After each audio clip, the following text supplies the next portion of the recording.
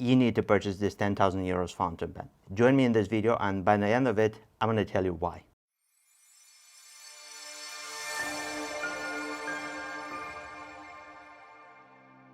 That intro was truly shocking. As always, I'm your host Amy from Penventure. Welcome back to another Pen Talk 101 video. And you really don't need to purchase this 10,000 euros fountain pen. But anyway, it's good for clickbait. In this video, I'm going to extrapolate a very valuable lesson. I'm going to try to give you a little bit of knowledge from my past experience into this fountain pen hobby. This will be really helpful for someone who is either at the beginning of the hobby, middle, or even at the top. I hope you will understand why it is better to actually purchase a very expensive fountain pen versus many inexpensive fountain pens that altogether go to the same amount of value. In my humble starting of the fountain pen hobby, I was very captivated by certain writing instruments which I deemed to be something that I can use and have a lot of practicality. For example, one of my first fountain pens that I acquired with a gold nib was a Pilot Justice 95, a very fun fountain pen, a very delightful writing instrument which today I don't have in my personal fountain pen collection. Why?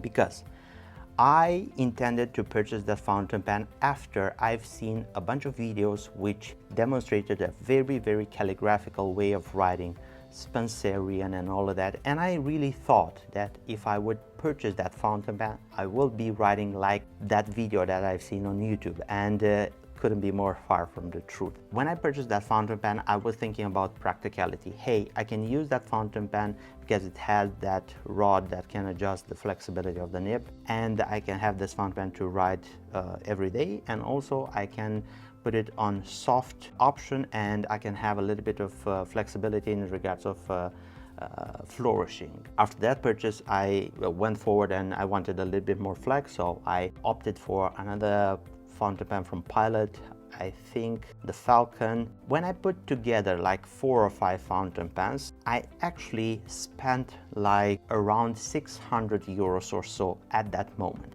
Just about when I was getting all of these fountain pens and I started writing with them, and I've seen that one is behaving in a certain way and the other in a certain direction and so on. I've seen a Visconti Homo sapiens Bronze Age, which at that moment was like poof, a revelation, and I said I really want this fountain pen, but I wouldn't pay like 500 euros in my life for that fountain pen. Actually, the fact that I've spent a little amount of money on certain fountain pens till the moment that I've seen that Bronze Age Homo sapiens seemed to be very easy for me to spend in multiple directions than in one big effort to get a single very high-end fountain pen. And I'm completely sure that for some of you that are watching right now is the same dilemma, and you actually follow in the same footsteps that I've followed. Let's put, for example, that you have a budget of I don't know, 150, 200 euros, and you are looking about getting a few fountain pens.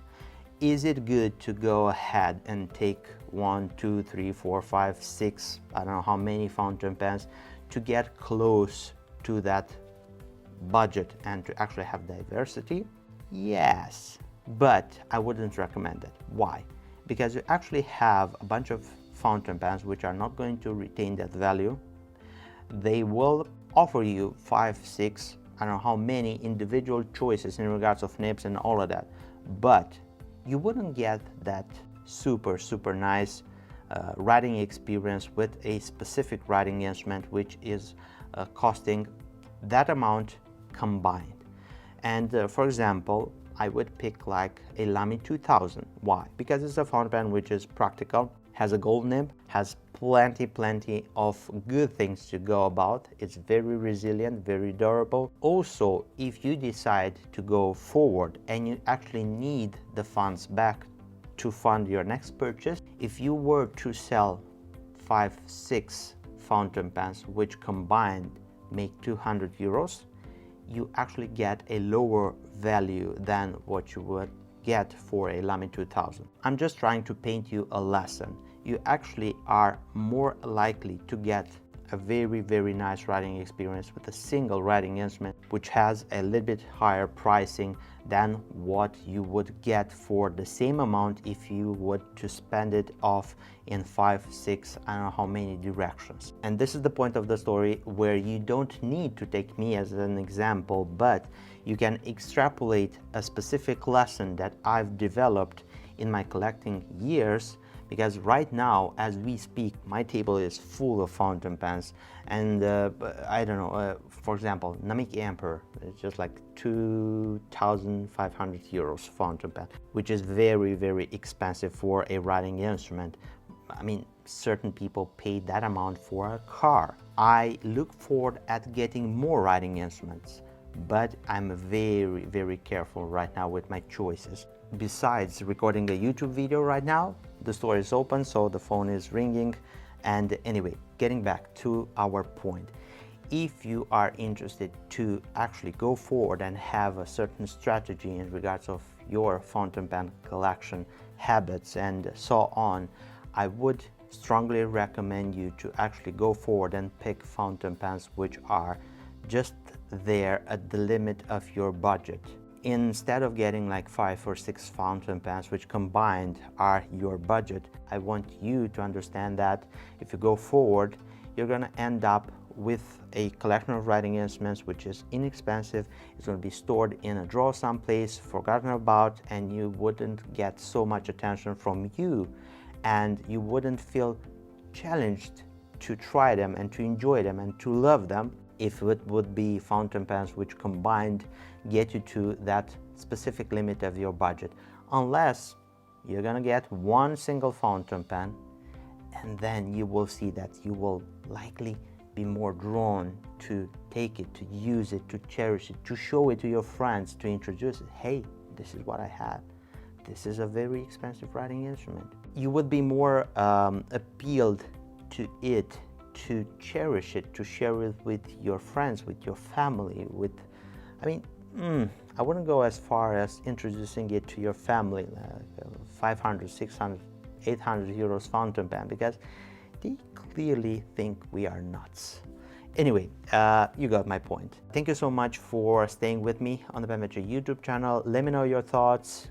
Do you want more fountain pens, or you want one equal as value to the others? I mean, let me know. I want to know what you're thinking about in this direction. And since we're talking fountain pens, if you are looking for an next writing instrument, scroll down a little bit, you'll find the details for our website, our social media accounts, phone number, anything and everything you need to get in contact with me, and I'm gonna help you pick out a very nice writing instrument.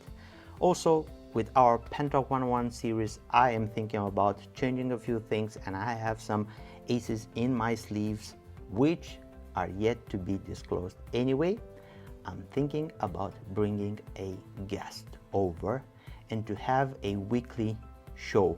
It's gonna be fun.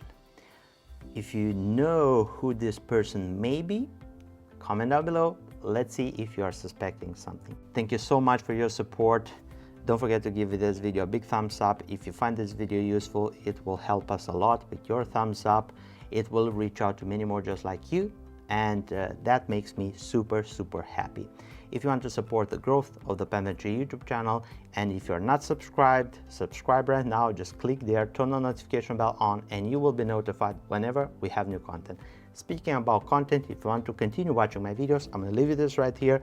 You can click and enjoy. As always, I'm your host Amy from Penventure. I look forward to seeing you next video. Take care, stay safe, bye bye.